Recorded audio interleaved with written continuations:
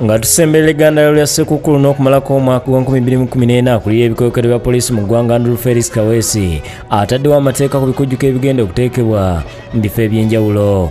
Mu lukuŋŋaana lw'abannamawulire lwatuuziza ku kibe kya poliisi e Naggulu olwetabiddwamu akulira abasirikale ba poliisi abakola okunoonyereza ku bizibu by'emisango Grace Akulo, Benson Mugiso ow'ebyokuzikiriza omuliro n'abalala. Kaweesi ategeeza ng'ebyokwerinda bwe binywezzeddwa mu ggwanga olwa poliisi n'amagye agateekeddwa mu bifo eby'enjawulo okutangira effujjo eritera okukolebwa abantu naddala nga bamalako omwaka. In the city, you've seen we really stepped up our deployments. It's not because of any major threats, it's because we know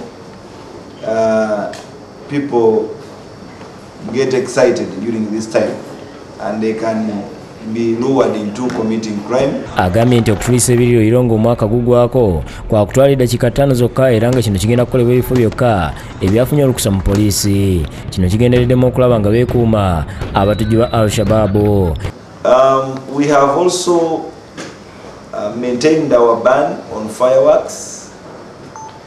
Fireworks are only allowed on 31st, only done in 5 minutes.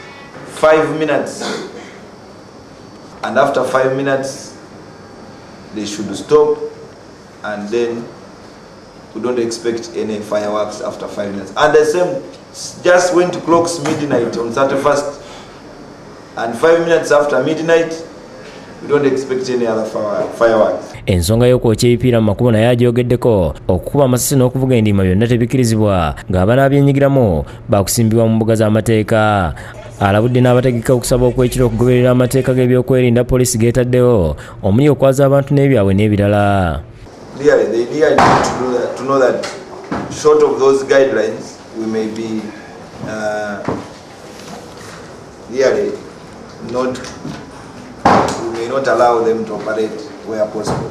Ayongerako nti poliisi efulumizza etteeka ku bisolo ebitambuzibwa nga mu mbeera eno tewali kisolo kigenda kukkirizibwa kutambuzibwa kiro okwewala obubbi. We want to regulate movement of cattle to the city to be only during daytime. Daytime, especially for this period of the year. And if we find that it's the best practice, then we may take it as a principle.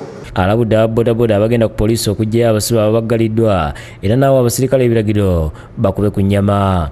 Involved in crime, anybody who involved in crime and is using violent means, the police will use proportional force. Or you have a gun and you shoot toward the police, they will not look on, they will shoot. And by bad luck, if you are shot dead, the police will be doing their all of. Sulaiman Mutebi yakusekedde gwino ku Lwabukedde TV1.